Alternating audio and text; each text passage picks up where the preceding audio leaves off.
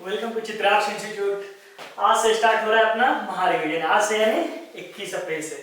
तो भैया थोड़ी सी स्पीड होगी, इस बात को ध्यान में रखेंगे क्योंकि पढ़ना है सब, और स्पीड होगी तभी तो सारा कंप्लीट हो जाएगा। कितने दिन में? 5 दिन में। लिखा नहीं क्या कहीं? अरे लिखा होगा, देखेंगे ध्यान से। अनाउंसमेंट हुआ है ना, मैम ने अनाउंस किया है 5 दिनों में पूरी। तो कैसे पूरी कंप्लीट होगी, ध्यान देंगे सर। सारे फॉर्मूले करेंगे, कुछ इंपॉर्टेंट कंसेप्ट करेंगे और पीवाईक्यू करेंगे, तभी जाकर अपना पूरा रिवाइज हो पाएगा।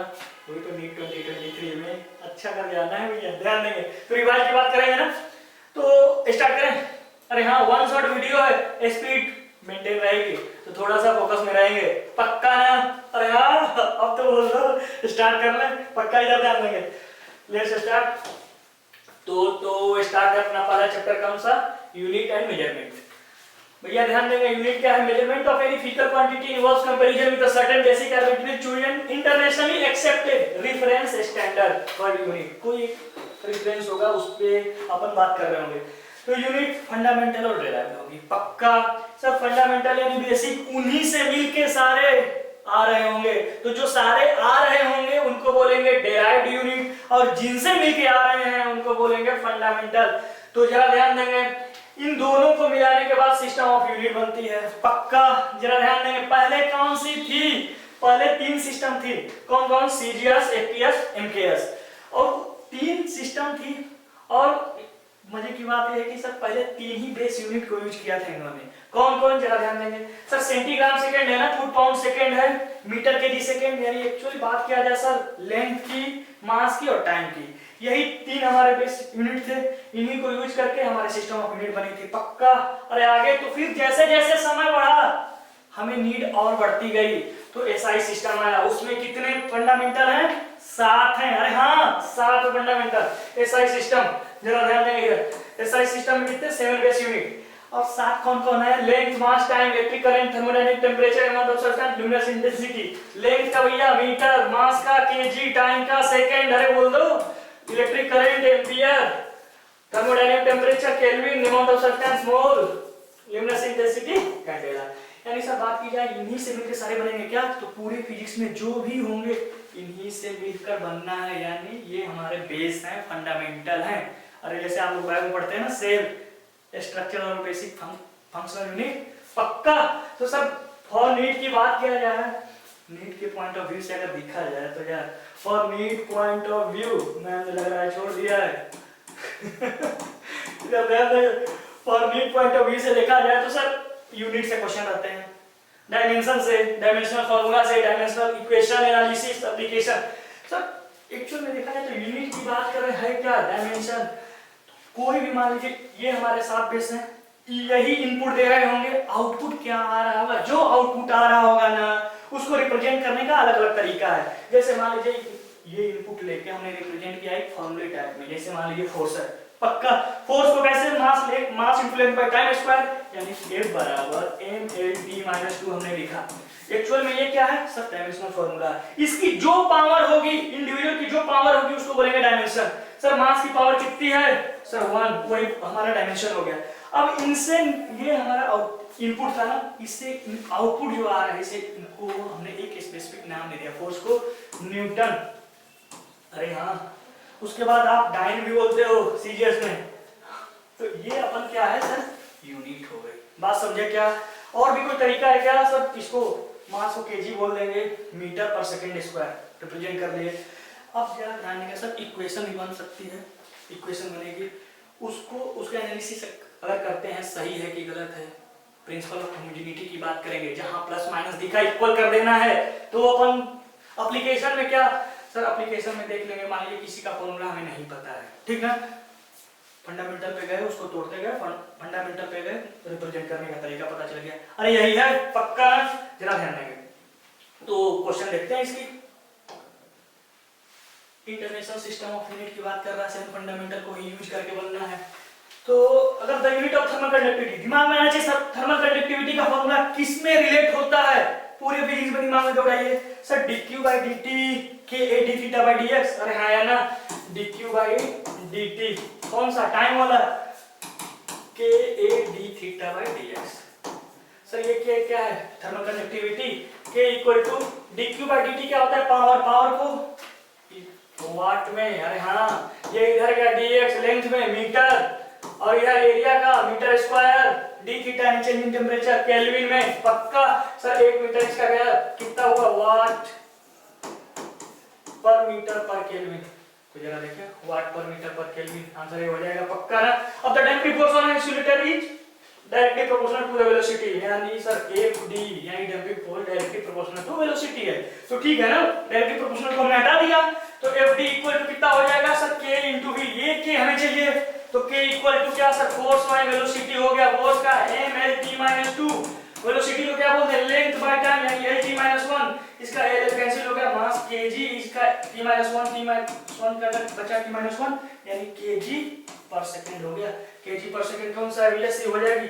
उसी तरह the unit of permittivity of free space, आप दिमाग में आना चाहिए सर कहां कौन से फार्मूले में रिलेट होता है, तुरंत आपके दिमाग में चलने से कूलम्ब फोर्स में F equal to K Q1 Q2 upon R square, सबको रटा होता है, अरे K क्या है, एक्चुअल में 1/4 पाई एप्सिलॉन नॉट है ना, तो आपको चाहिए किसकी, एप्सिलॉन नॉट की, तो एप्सिलॉन नॉट इधर चला गया, अरे हाँ, तो एप्सिलॉन नॉट इधर हो गया, फोर्स नीचे में आ गया, ऊपर में क्या बचा, Q square upon FR square, यहां से कर लेंगे, अरे हाँ है ना, पक्का, जरा ध्यान देंगे, इसको तोड़ते जाए फंडामेंटल में आ जाएगी। उसी तरह dimension of physical quantity, dimension of stress, तुरंत दिमाग में चला सर स्ट्रेस कहां से, उसका फार्मूला कहां से रिलेट होता है, पता है ना, stress equal to force per unit area, अरे हाँ है ना, वही प्रेशर का भी सेम है, तो sir force per unit area, force mlt-2 length square, पक्का, एक कैंसिल हो गया, ml-1 t-2, अब दिख गया ml-1 कहां है, t-2 d हो जाएगी। उसी तरह pair of quantity having same dimension, sir सबकी तोड़ के उसे हम फंडामेंटल में चेंज करेंगे और दोनों का सेम हमारा आ जाएगा, तो क्या बोल देंगे उसको, सर सेम डायमेंशन है। उसी तरह the dimension of mu not epsilon naught to the power -1/2, sir formula कहीं ना कहीं रिलेट होता है कहां, अरे बोल दे, अरे C equal to mu not epsilon not, C चाहिए 1/म्यू not epsilon not, root under में चला जाएगा, रूट में चला जाएगा, ऊपर चला गया, यानी mu not epsilon naught to the power -1/2 हो गया, कहां रिलेट होता है, ये वेव में, जरा ध्यान दे देंगे, पक्का। सर एक्चुअल में है क्या, सर C lt-1, C क्या speed of light, lt-1, the dimension of 1/2 epsilon not e square, अरे दिमाग में चला कहां, एनर्जी पर यूनिट वॉल्यूम, दो जगह रिलेट होता है, इलेक्ट्रोस्टैट में भी, और उधर b²/2 म्यू नॉट, इधर ध्यान देंगे, यहाँ यहाँ यहाँ एनर्जी बाय वॉल्यूम, ये एनर्जी बाय वॉल्यूम क्या होता है भैया, half epsilon not E square या फिर b²/2 म्यू नॉट, यहाँ से रिलेट कर लेंगे, अरे हाँ एनर्जी क्या है, m mass into length by time square into length, यानी ml2 t-2, वॉल्यूम का L3, ये आ जाएगा इसकी यूनिट, अरे बता दें, जरा देखें, मास into length by time square into length, यानी ml2 t-2, तो ये एनर्जी हो गई, वॉल्यूम का L3, ऊपर चला गया, कितना हुआ, ml-1, अरे दो इसका कैंसिल हो गया, इसका बचा क्या, एक बचा ना, ml-1 t-2 हो जाएगी, ml-1 t-2, क्लियर है, जरा ध्यान देंगे, आगे देखेंगे। If the dimension of physical quantity are given by इतना the physical quantity will be, अब जरा ध्यान देंगे, ऐसे के लिए क्या करें थोड़ा, सर वेलोसिटी किसकी चाहिए, velocity, acceleration, force, pressure, sir एक काम करो आप वैल्यू पुट करके देख लो, नहीं अगर वैसे नहीं आ रहा है तो सबका चारों का एक तरीका होता है, जरा बात कर लेंगे अभी, उसके बाद जस्ट इसका एनालिसिस में देखेंगे उसको, M A L B T C, ऐसे जो चाहिए वेलोसिटी चाहिए, नहीं है कि L-1 आना चाहिए सर, तो मास का कितना है सर, A0 होना चाहिए, A0 होना चाहिए, जबकि ये 1 है, यानी पक्का नहीं होगा, उसी तरह वैल्यू पुट करके देख लेंगे, जरा इधर देखें, which of the following of physical parameters of the same dimension, same dimension चाहिए ना, सेम डायमेंशन चाहिए मतलब क्या सर, तोड़ के उसको फंडामेंटल में ले आओ और वहां से चेक कर लेंगे, पक्का। इधर dimension of resistance in electric circuit, terms of dimension of mass, length, time, current इसमें चाहिए, तो V equal to I R, सबको पता है, अरे हाँ, और सब एक फार्मूला है, जरा ध्यान देंगे, sir V equal to I R तो आप बोल लेते हो, R equal to V by I भी बोल लेते हो, कोई तकलीफ नहीं है। अब सर V को क्या लिखें, तो आपको याद होना चाहिए W equal to VQ, work done क्या होता है, पोटेंशियल इनटू चार्ज, अब यहाँ से v equal to W by Q हो जाएगी और q equal to I T. Sir हमें लाना है किसमें, जरा ध्यान देंगे, w बाई आई टी। अब निकाल लेंगे सर, v के जगह हम क्या रख दें, w by I T upon I हो जाएगी, कोई तकलीफ। तो यही आपका आ जाएगा रेजिस्टेंस का w पता है आपको, वर्क डन क्या sir m L2 t minus 2 I यानी a एम्पियर हो जाएगा, t और ये भी I है तो I2 हो जाएगा, A2 टाइम सेकेंड है, निकल जाएगी। क्लियर है? अब जरा आगे ध्यान देंगे। The ratio of the dimension of the Planck constant and the that of moment of inertia is the dimension of, तुरंत ध्यान में रखें प्लैंक कांस्टेंट कहाँ से आता है भैया, रिलेट करिए मॉडर्न में, इक्वल टू अरे h न्यू, ये क्या है फ्रीक्वेंसी, ये एनर्जी h चाहिए 1 बाई टाइम 1 बाई न्यू हो जाएगी, और फ्रीक्वेंसी क्या होती है 1 बाई टाइम पीरियड, ठीक पर चला जाएगा, निकाल लेंगे। उसी तरह मोमेंट ऑफ इनर्शिया याद करें, I इक्वल टू अरे mk स्क्वायर एक्चुअल में देखा जाए तो, और आप लोग को रटा होता है क्या सर mr स्क्वायर, ठीक है कोई दिक्कत नहीं है, रेडियस ऑफ गायरेशन है। हाँ एक टर्म याद रखें, रेडियस ऑफ गायरेशन कहीं दिखे तो क्या है एक्चुअल में सर लेंथ ही तो है।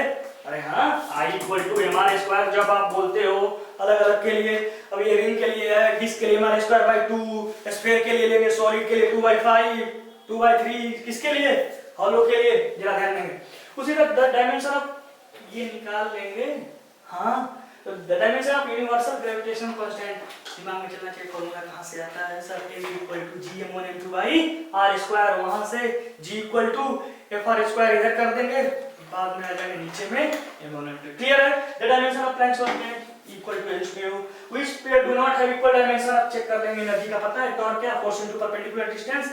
सर फोर्स पता है, अरे रखते जा रहे हैं आप लोग। इंपल्स क्या है sir, rate change in momentum. Impulse क्या है, चेंज इन मोमेंटम। जरा ध्यान देंगे इधर, एक वर्ड समझे सर, dp बाई dt हमें पता है सर फोर्स होता है पक्का। अब ये चेंज इन मोमेंटम को हम दूसरा नाम देते हैं इंपल्स। इंपल्स हम पूरे नहीं, dp बाई dt को हम इंपल्स नहीं बोल रहे, dp चेंज इन मोमेंटम को बोल रहे हैं इंपल्स, और rate of change of momentum यानी rate of change of momentum यानी dp बाई dt फोर्स होता है। बात समझे क्या, यानी चेंज इन मोमेंटम की बात करेंगे तो इंपल्स हो जाएगी पक्का। उसी तरह which pair do not have equal dimension कर लेंगे। एंगुलर मोमेंटम का पता है सर mvr, आई ओमेगा भी होता है, रोटेशन में जाएंगे तो आसानी के लिए क्या करें सर mvr से रिलेट कर लीजिए, Planck constant equal to h mu. अरे हाँ क्लियर है ना, क्या ध्यान देना। इसी तरह dimensional formula and dimensional equation, किसी को अगर शो करना है हमें नहीं डायमेंशनल फार्मूला चाहिए तो आप क्या करो, उसका फार्मूला यार कहां से आता है, कहां से रिलेट हो रहा है, कोई फार्मूला हो उसको आपको फंडामेंटल में तोड़ देना चाहिए, छोटा करते जाओ छोटा करते जाओ। कैसे, जैसे एक सिंपल एग्जांपल दे रहे हैं फोर्स का। फोर्स का क्या है sir, force equal to mass into acceleration. ठीक है, मास तो हमारा फंडामेंटल में आ गया, जरा इधर देखें, हवा में बात नहीं करनी है सर। F बराबर ma, सर मास तो है हमारा फंडामेंटल में, उसको छोड़े। एक्सेलरेशन तो फंडामेंटल में नहीं, उसको तोड़ते जाइए। एक्सेलरेशन को आप क्या लिखते हो, लेंथ बाय टाइम स्क्वायर। अरे हाँ नहीं समझ में आया तो एक्सेलरेशन को क्या लिखते हो, वेलोसिटी बाय टाइम। वेलोसिटी को क्या बोलते हो, लेंथ बाय टाइम। तो एक्चुअल में क्या हो गया, लेंथ बाय टाइम स्क्वायर हो गया। हाँ या ना, क्लियर है? वहीं से कोई भी फॉर्मूला हो उसको सेवन फंडामेंटल में रिप्रेजेंट करने आना चाहिए, वही आपका डायमेंशनल फार्मूला और डायमेंशनल इक्वेशन हो जाएगी। तो जरा एग्जांपल एक छोटा सा ले लें, इधर ध्यान देंगे, इधर dimensional formula magnetic flux. Magnetic flux मतलब सर चला तुरंत दिमाग में आना चाहिए मैग्नेट में क्या, फाई वी इक्वल टू, अरे बोल दो, phi V equal to B dot A यानी B A cos theta. Clear ना? अब एंगल सर कॉस साइन ये सब दिखेगा तो तुरंत दिमाग में चलना चाहिए अपना, क्या बताया था, टेल। अरे टी ई एल जहां देखा टेल वहां चीजें स्मूथ हो गई। मतलब क्या सर, ट्रिगो, एक्सपोनेंशियल, लॉगरिथमिक, ये तीनों जहां दिखी मतलब समझ जाना है उसका डायमेंशन नहीं होगा। सर ये cos थीटा इसकी डायमेंशन नहीं, ये डायमेंशन दिस है, तो b और a तो है sir, phi equal to B A. आपको मैग्नेटिक फ्लक्स अब तो ठीक है, एरिया को तो आप L2 बोल देते हो, b का क्या करें, तुरंत एक और फॉर्मूला रिलेट होना चाहिए मैग्नेटिज्म में, क्या है सर, जरा ध्यान देंगे, force equal to B I L sine theta. अरे हाँ या ना सर, b यहां से आ जाएगा, फोर्स हमें पता है, i करंट पता है, लेंथ का पता है सर, साइन थीटा फिर दिखा टेल। अरे ट्रिगो इसकी नहीं होगी, बाकी चीजें की होगी हमारी डायमेंशन। तो सर चाहिए ना हमें b चाहिए, फिर b चाहिए तो b बी चाहिए तो क्या चाहिए जरा ध्यान, एफ बाई आई ए हो जाएगा, क्लियर हो गया। तो फोर्स का M L T minus two I A, length का एल, इसका एल कैंसिल हो जाएगा, इनटू ए, इनटू ये फोर्स है, बी को B equal to F by I L दिख रहा है। एरिया की जगह आपको फाइव भी चाहिए ना, फाइव भी चाहिए, यानी मैग्नेटिक फ्लक्स, फाइव भी लिखने का मैग्नेटिक फ्लक्स, फ्लक्स और इलेक्ट्रिक फ्लक्स भी होता है तो फाइव ही लिखते हैं, यहाँ पे मैग्नेटिक फ्लक्स है। अरे हाँ, मैग्नेटिक फ्लक्स बराबर बी डॉट ए था तो बी को आप क्या लिख दिया, एफ बाई आई एल लिख दिया, ए एरिया L2 हो गया, एरिया को L2 लिख दिया ना।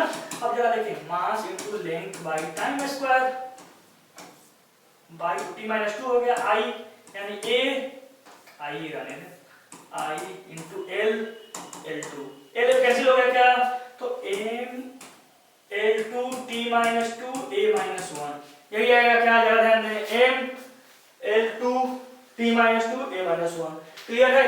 अरे हाँ, dimensional formula of permeability of free space mu not, तुरंत दिमाग में आना चाहिए सर, एक स्ट्रेट वायर के चलते फॉर्मूला हमें B निकालना पता है क्या, इधर ध्यान देंगे, B equal to mu not I upon, sir infinite बार कैसे ले लेंगे, हाँ या ना, सेमी इनफाइनाइट भी बात कर लेंगे, दोनों तरफ इनफाइनाइट की बात करें तो हमें तो कोई भी ले लो सर, 2 पाई डी 4 पाई डी, ये हम बात करेंगे, 4 पाई डी ले लीजिए, कोई तकलीफ नहीं है।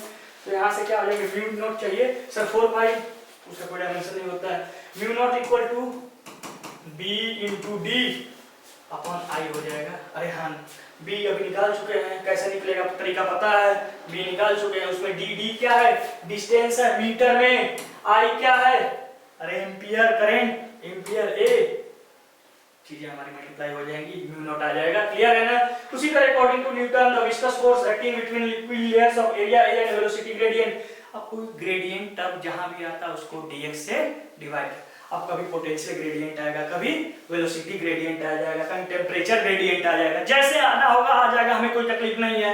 दिमाग में ग्रेडियंट टर्म का मतलब समझे, ग्रेडियंट टर्म का मतलब कोई भी चीज है उसको dx से डिवाइड कर रहा है, पक्का ना। तो जरा इधर फोर्स, ये कौन सा फोर्स है, कोई भी फोर्स है sir, equal to minus eta A D V by D, ये v क्या है, वेलोसिटी है, dz मतलब सर मीटर में होगा सर, लेंथ की तो आप बात कर रहे हो, a क्या है, एरिया है सर मीटर स्क्वायर, तो ये जाएगा सर इधर चला जाएगा f इंटू डी जेड को किसमें, मीटर में, एरिया डिवाइड में आ जाएगा L2, वेलोसिटी को क्या लिख दें, L t माइनस वन, अरे हाँ फोर्स को आपको पता है m L t minus to, clear हो जाएगी, आंसर आ जाएगा हमारा, क्लियर।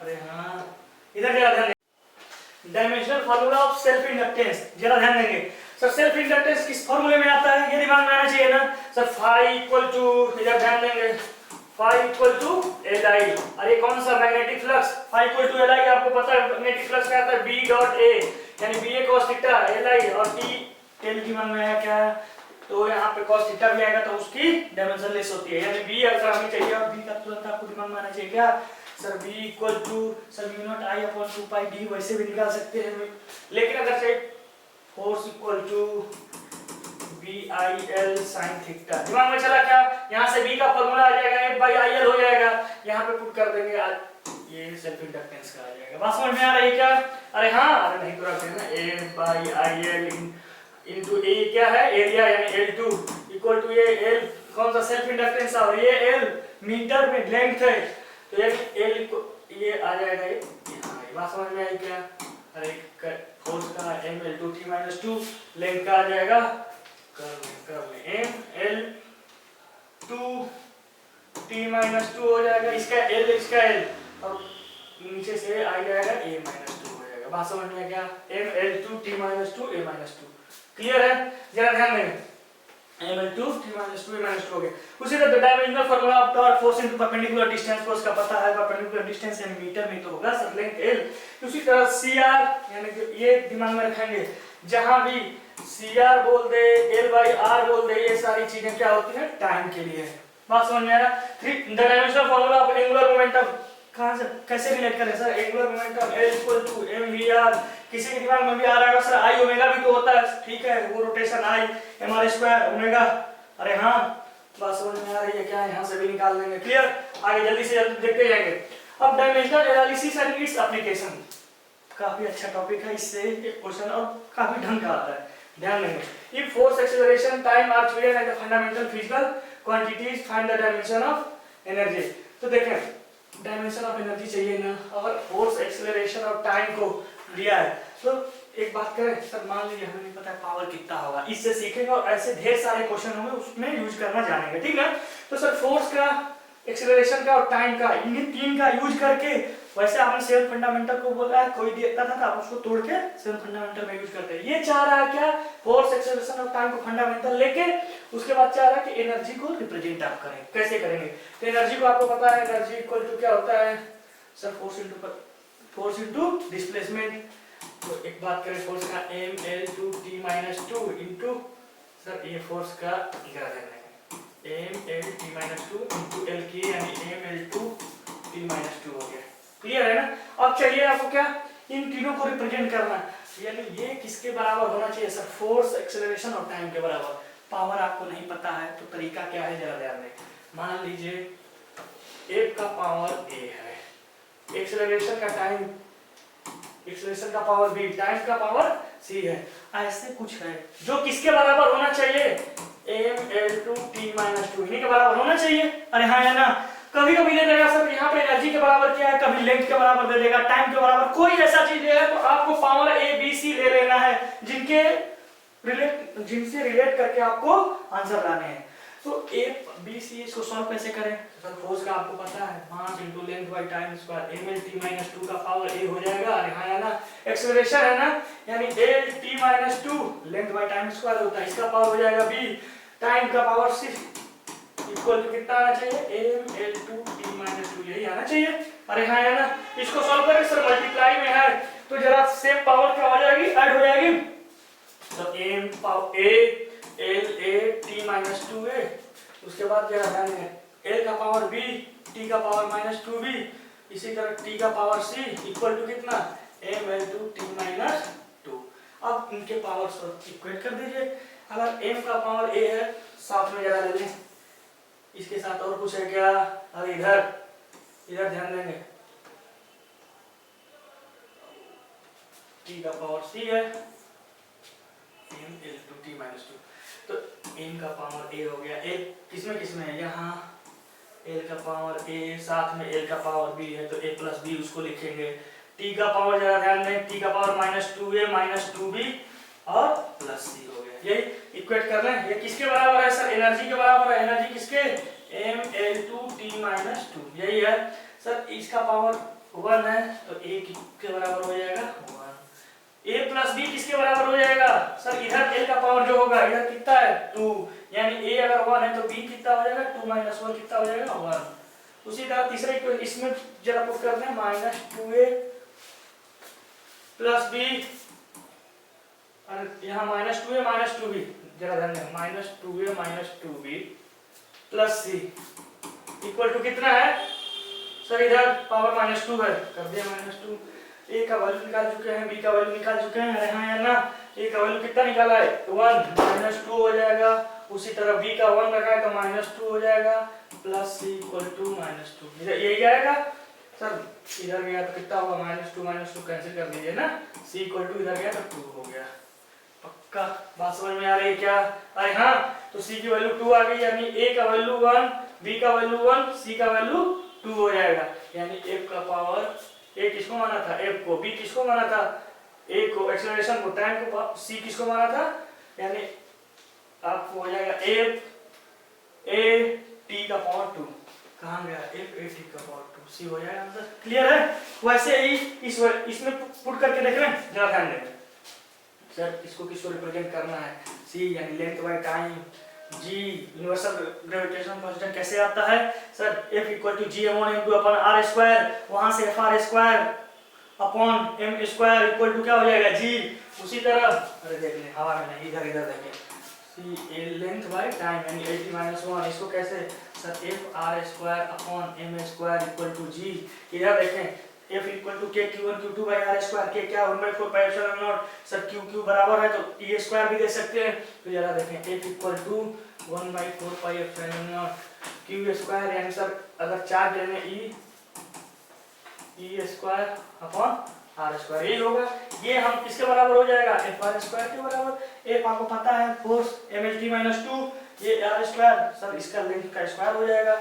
उसी तरह जरा ध्यान देंगे, F R square by M square पता है सर, उसको लेके ए बी सी फिर मानेंगे, सॉल्व करेंगे, वैल्यू आ जाएगी। अरे हाँ या ना, यानी तरीका सर यही हमारे पास है, आसान है, तो आंसर भी आ जाएगा इससे। क्लियर है, ए बी सी मान के पक्का।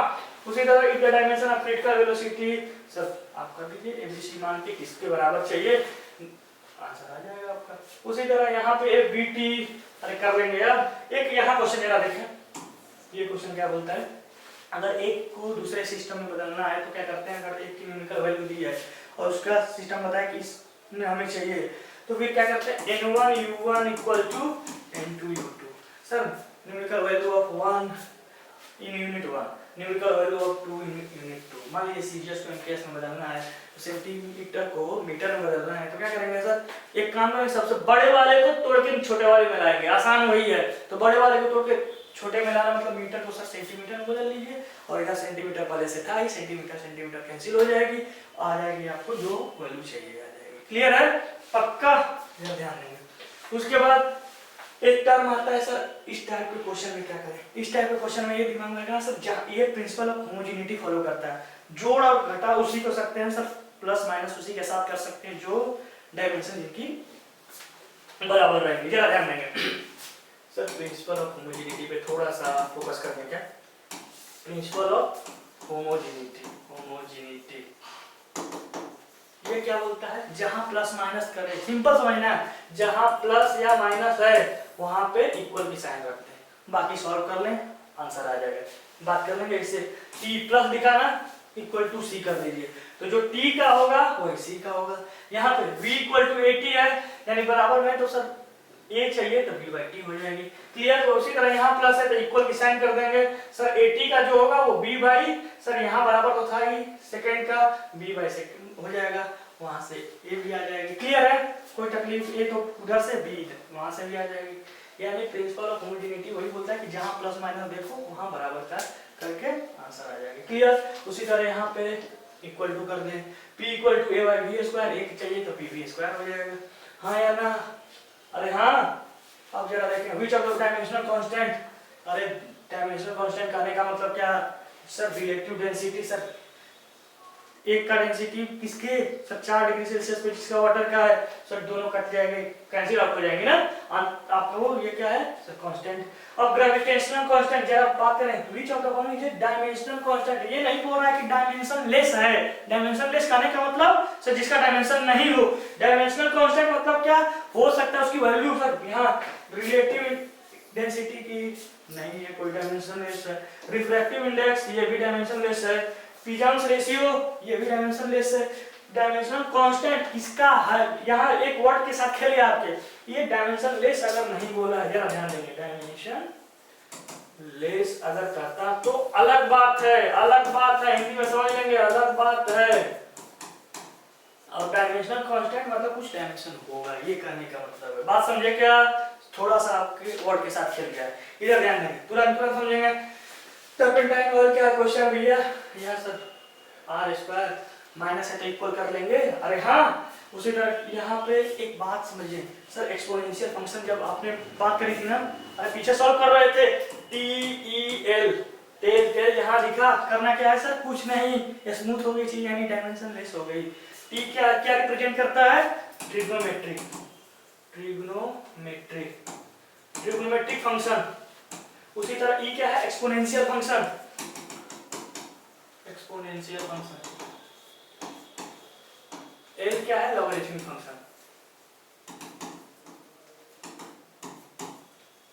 बात समझ में आई, अरे हाँ, यानी यहाँ पे एक्सपोनेंशियल फंक्शन, ये ओवरऑल क्या होगा, डायमेंशन लेस, लेकिन अंदर में जो क्वांटिटी होगी उसकी कुछ ना कुछ डायमेंशन हो भी सकता है, नहीं भी हो सकता है, बात समझे क्या, लेकिन ओवरऑल एक्सपोनेंशियल के अगर ओवरऑल देखा जाए तो वो डायमेंशन लेस है। एक एग्जांपल देखते हैं क्या, अरे a sin ओमेगा t पढ़ा होगा आपने, अगर पूरी बात करें sin ओमेगा t ये क्या है, डायमेंशन लेस है, मतलब इसकी डायमेंशन अगर बोले तो m0 l0 t0, लेकिन ये t की इसके अंदर जो है t की सब डायमेंशन है, टाइम का, सेकंड, अरे हाँ, उसी तरह ओमेगा का 2 पाई बाई t, और अगर दोनों की बात करें तो sir 2 pi by T into T, T cancel, यानी ओवरऑल सर डायमेंशन पक्का।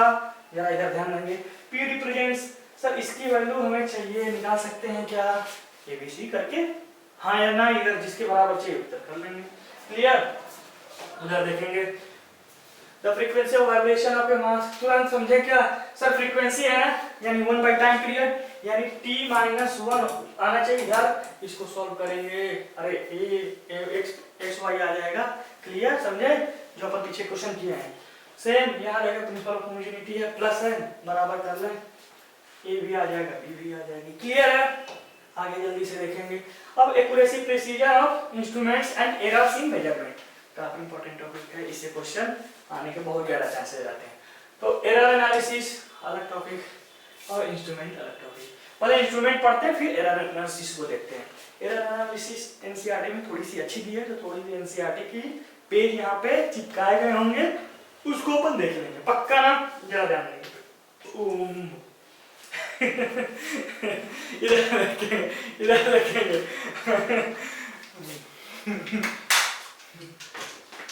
इधर इधर ध्यान देंगे। इंस्ट्रूमेंट सर अभी हमारे काम की चीजें दो ही हैं, वर्नियर कैलिपर और स्क्रू गेज। स्क्रू गेज का दूसरा नाम क्या है? स्क्लेरोमीटर। तो वर्नियर कैलिपर वाली बात जरा कर लें। एक मेन स्केल होगा और एक वर्नियर स्केल होगा। मेन स्केल थोड़ी सी उसकी डिवीजन कम होंगे, लेकिन लेंथ, एक डिवीजन का लेंथ जो होगा ज्यादा होगा, और वर्नियर के नंबर ऑफ डिवीजन ज्यादा होंगे, उनकी लेंथ कम होगी। यानी स्मॉल चीजों को मेजर करना है तो हम वर्नियर यूज कर लेंगे, थोड़े से बड़े चीजों को मेजर करना है तो हम मेन स्केल कर लेंगे। और ये एलसी क्या है? List count. लिस्ट काउंट क्या होता है? सबसे कम से कम वैल्यू को जो मेजर कर ले उसको अपन लिस्ट काउंट बोलते हैं ना। तो जरा ध्यान दें, एम लिख लें, थोड़ी सी लाइन क्या बोलते हैं। एम क्या है? Length of one division of main scale. Main scale के एक डिवीजन का लेंथ है। उसी तरह बी क्या है? Length of one division of vernier scale. Vernier scale बात ऊपर वाली पूरी चिपका देनी है, क्या? Length of one division of vernier scale हो जाएगी। बात समझे क्या? ये एलसी क्या है? List count. तो एक्चुअल एक टर्म आता है इसी में।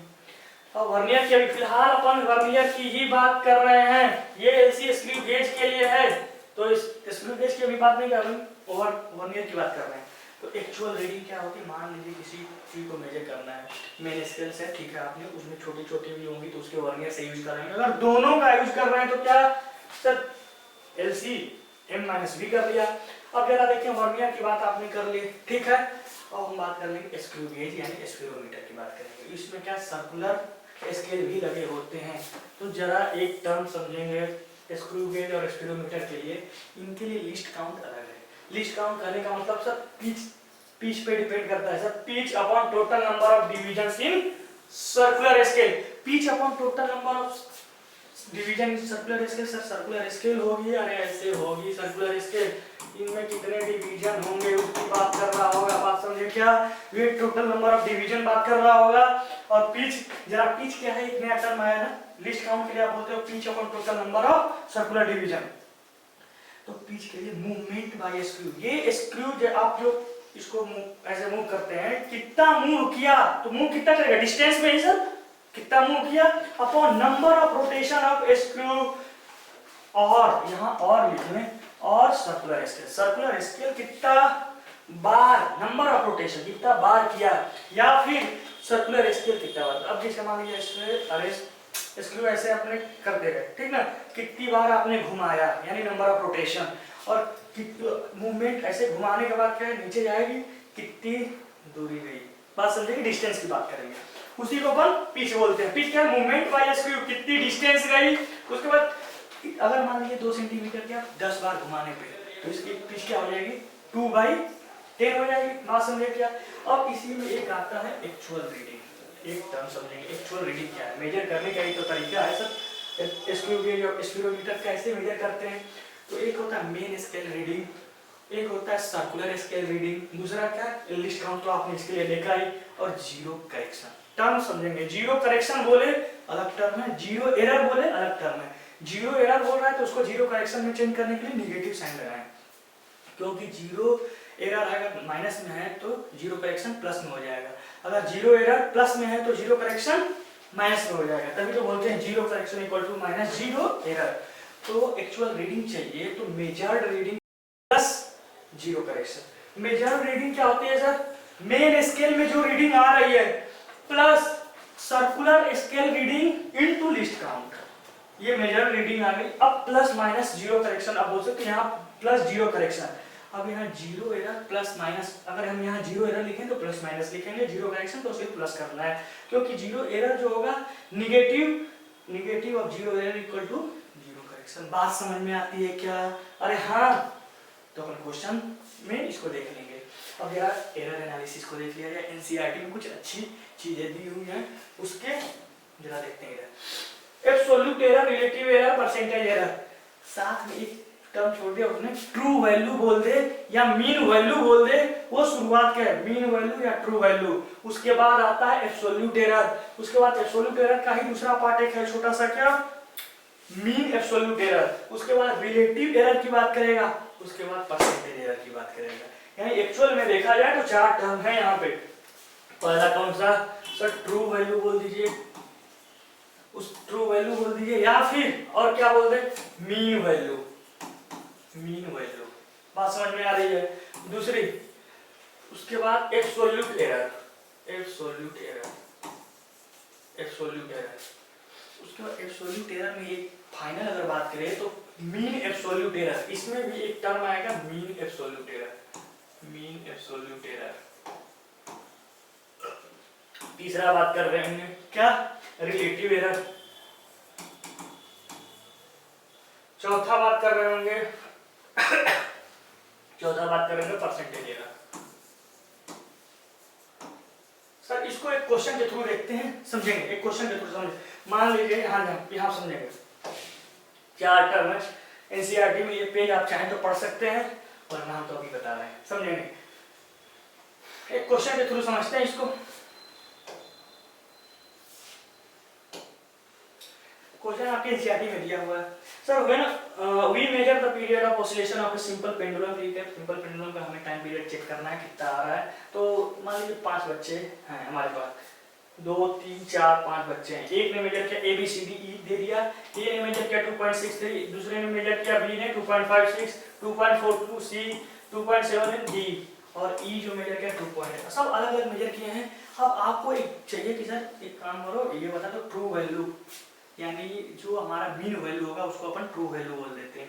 तो मीन वैल्यू आप बता दें तो आप बोलोगे ना कि एकदम करेक्ट के आसपास पहुंचे हैं, आप उसको एक करेक्ट मान लेते हो।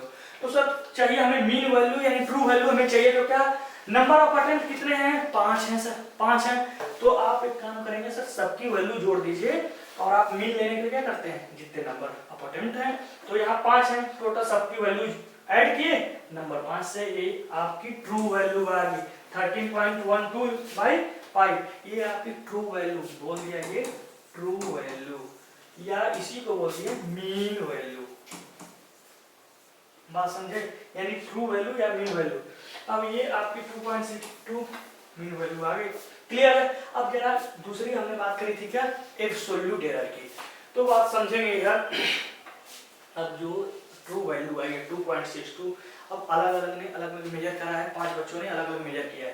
पहले बच्चा जो है वो ट्रू वैल्यू के कितना नजदीक है, ट्रू वैल्यू के कितना नजदीक है, तो उसमें से आप सब्ट्रैक्ट कर लें, कितना आ जाएगा? 0.01। अब यहाँ किसी का सर ट्रू वैल्यू से किसी का पॉजिटिव में भी आ सकता है, निगेटिव में भी आ सकता है, कितना डिफरेंस आ रहा है ये अपन बात कर लेंगे जरा। Arithmetic mean of all the absolute errors we take only the positive values है, same arithmetic mean of all the absolute errors we take only the magnitude। हम जब भी बात कर रहे होंगे पॉजिटिव वैल्यू यानी मैग्नीट्यूड की बात कर रहे होंगे सर, एब्सोल्यूट एरर जो भी होता है अपन बात करेंगे सर पॉजिटिव वैल्यू लेंगे। तो सर डेल्टा टी मीन क्या हो जाएगी?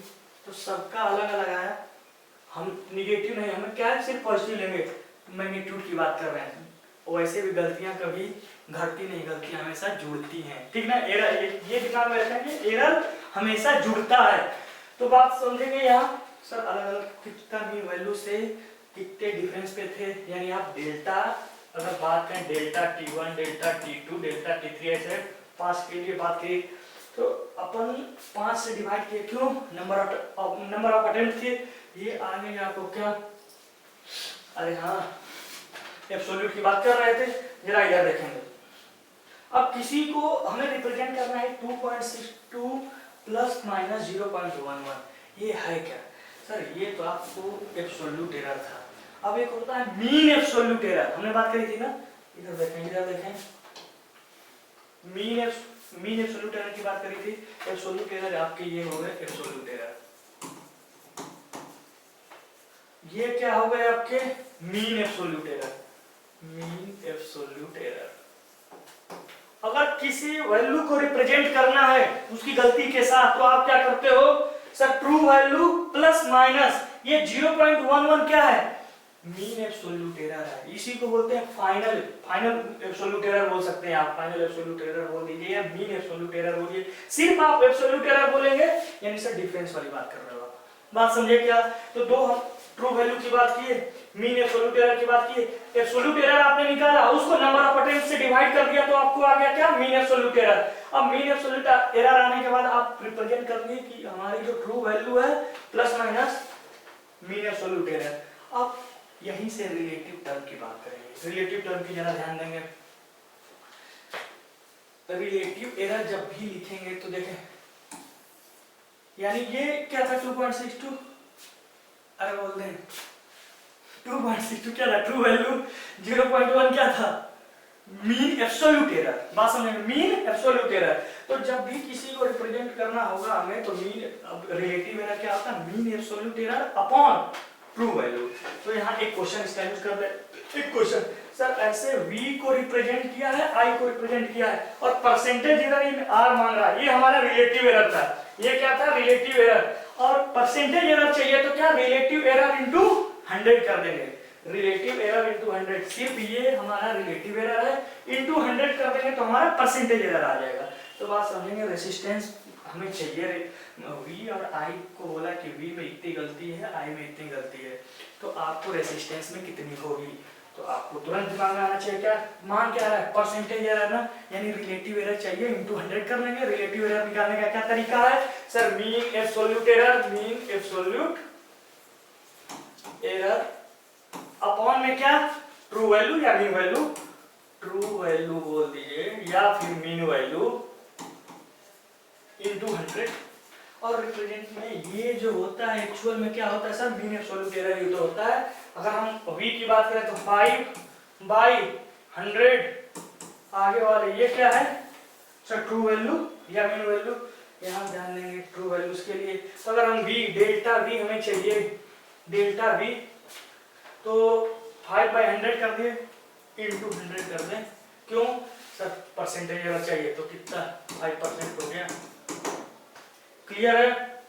तो हमें r चाहिए, del r by r into 100 चाहिए सर। इसका प्लस, अरे v equal to I R होता है ना, हाँ या ना?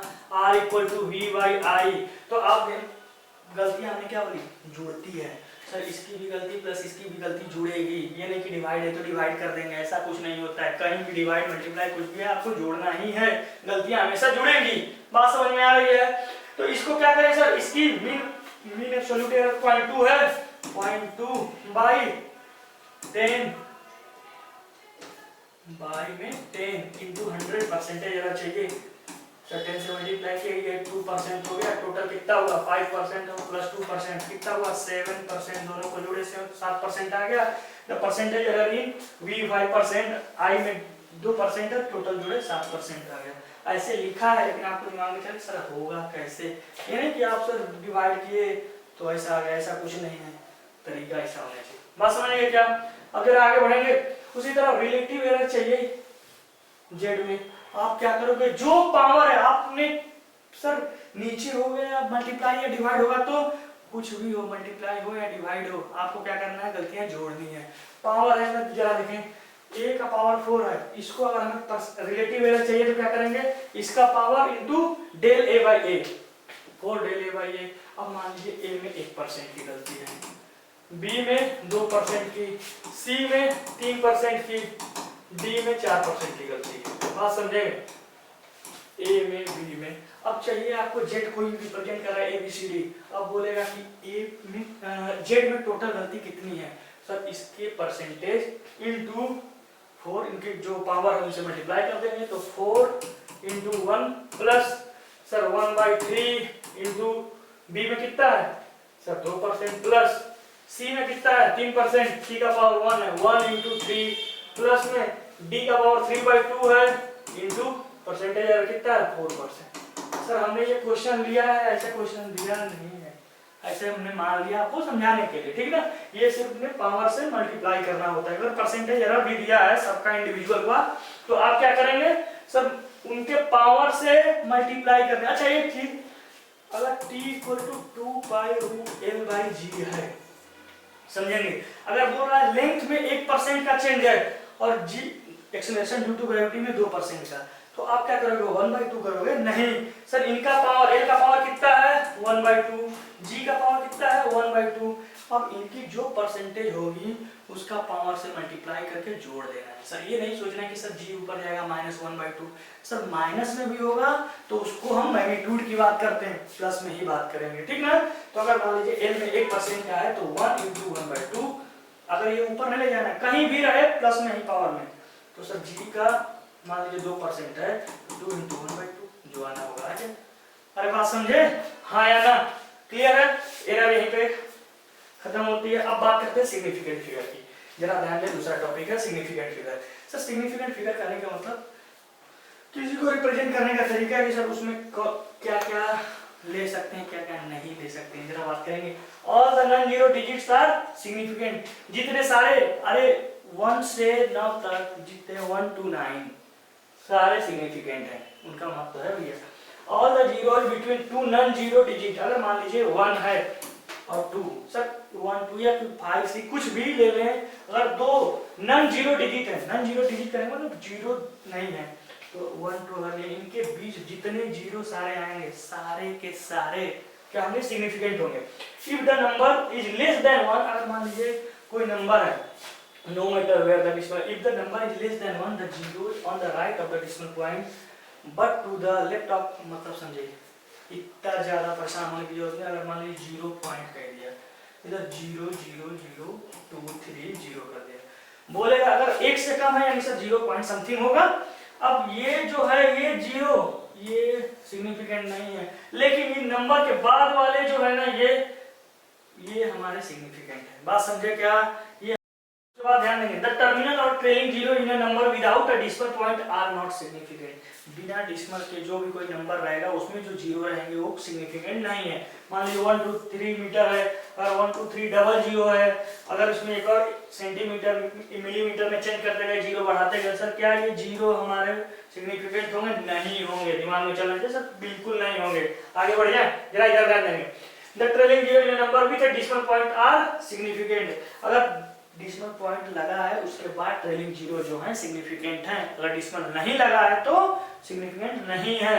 तो ऐसे सर जीरो जीरो वाले कष्ट जो दे रहे हैं, तो एक काम करें ना, इसको रिप्रेजेंट करने का एक नया तरीका है, उसकी बात कर लेते हैं। तो क्या है, एक scientific notation 10 to the power में कुछ, अगर जीरो है मान लीजिए 100 है, ठीक है, इसको 10 टू द पावर 2 लिख दिया।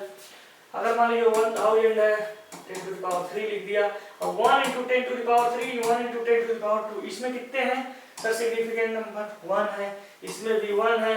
अगर मान लीजिए 5000 है सर, 5 × 10 टू द पावर 3, और 10 टू द पावर 3 का कोई मतलब नहीं है, सिर्फ कितने सिग्निफिकेंट हो जाएंगे 5 × 10 टू द पावर 3 में सिग्निफिकेंट फिगर सब सिर्फ 5 ही है, तो 1। हाँ या ना, क्लियर है ना? उसी तरह for a number greater than 1, एक से ज्यादा जो होगा without any decimal the trailing zero are not significant. पता है सर, पॉइंट नहीं लगा कोई सिग्निफिकेंट नहीं है, पॉइंट लगा तो सिग्निफिकेंट हुई। आगे बात कर लेंगे, क्या देखें। अब वही है कि मल्टीप्लाई और डिवाइड, साथ में मल्टीप्लाई या डिवाइड या फिर एडिशन या फिर सब्ट्रैक्शन, इसके लिए अलग अलग रूल है सर। एक सिंपल समझे, अगर मल्टीप्लाई या फिर डिवाइड कर रहे हैं, इनके लिए लीस्ट सिग्निफिकेंट नंबर देखना है।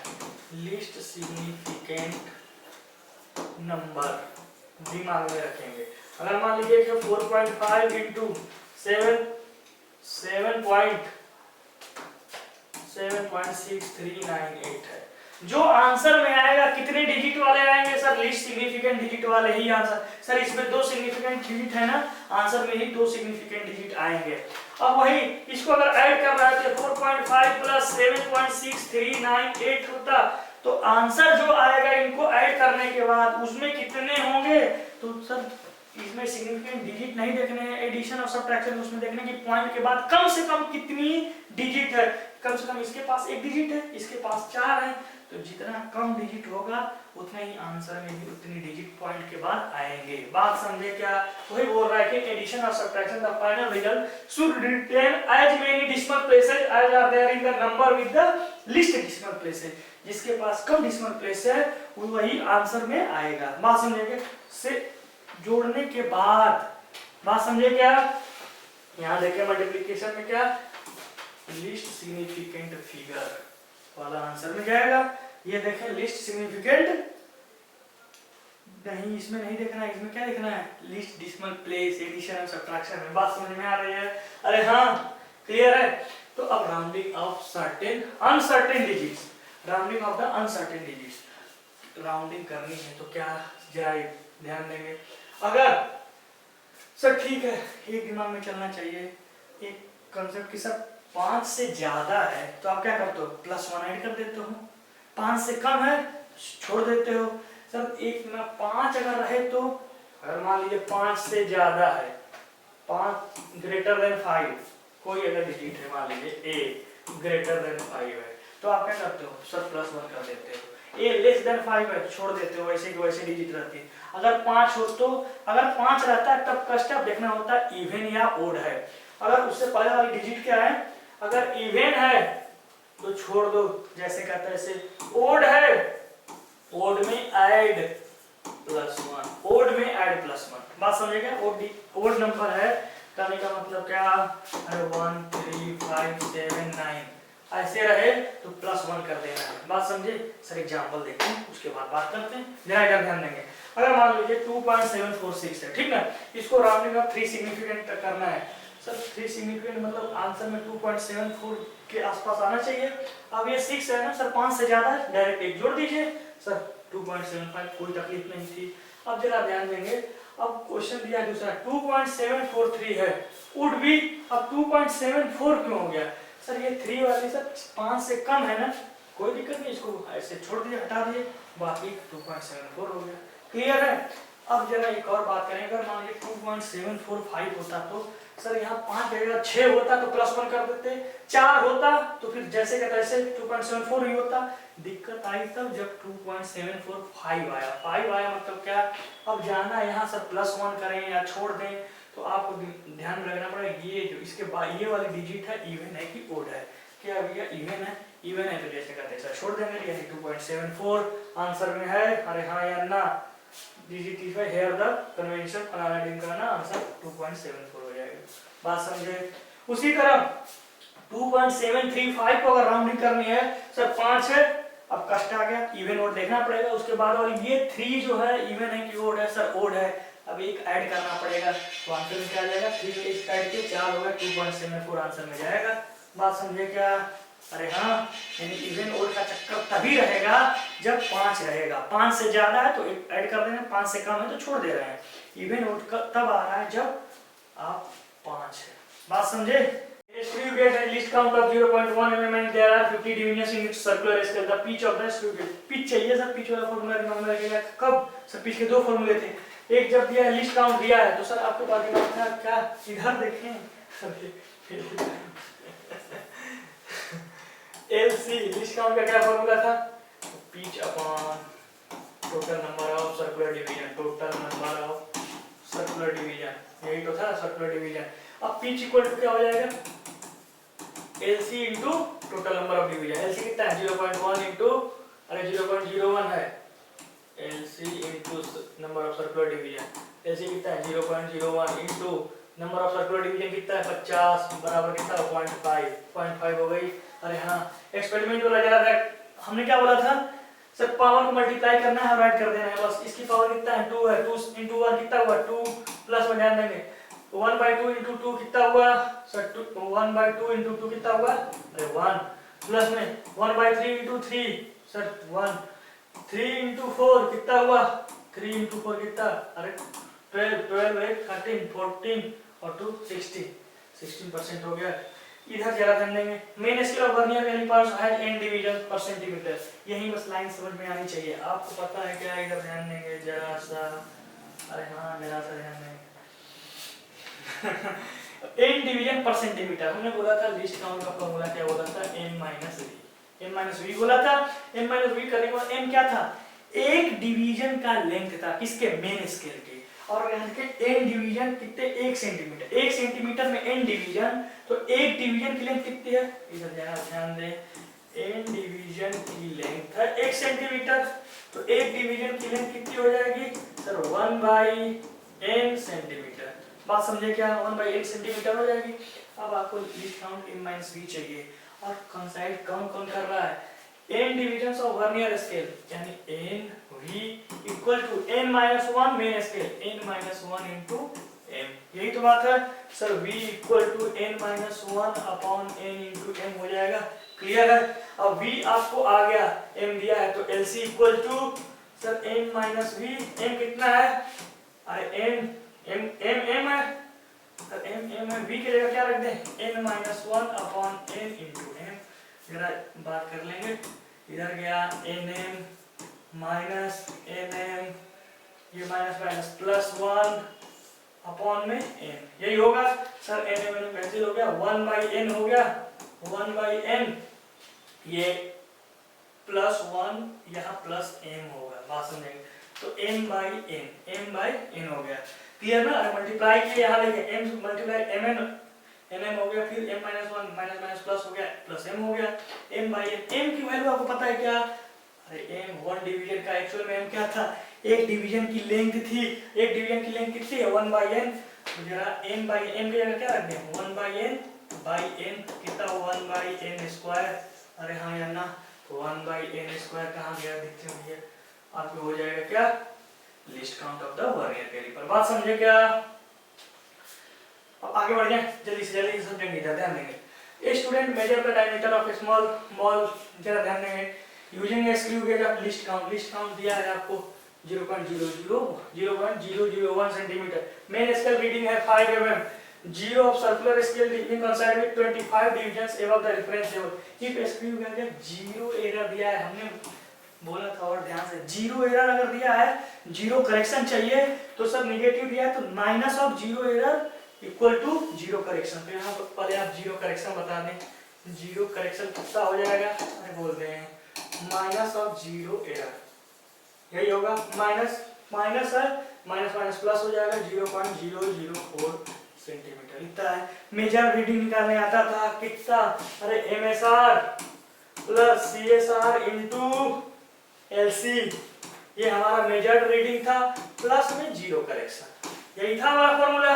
अरे हाँ यार ना, तो कितना हो जाएगा? MSR आपको कितना दिया? 5 mm ना, 5 mm, ठीक है सर। आंसर सारे सेंटीमीटर में है, तो यूनिट mm को सेंटीमीटर में बदलना है, तो क्या करें सर?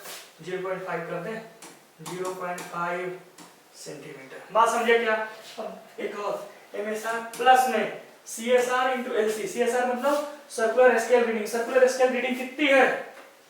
अरे भाई साहब, 25 divisions above the reference level. और LC कितना है? 0.01, तो 25 इंटू 0.001 सेंटीमीटर में है, प्लस में जीरो करेक्शन, तो यहाँ 0.5 प्लस में ये कितना हो जाएगा? अरे 0.025 हो जाएगा। 3 पॉइंट के बाद लगेगा, 3 डिजिट के बाद पॉइंट, तो अब प्लस में कितना? 0.004।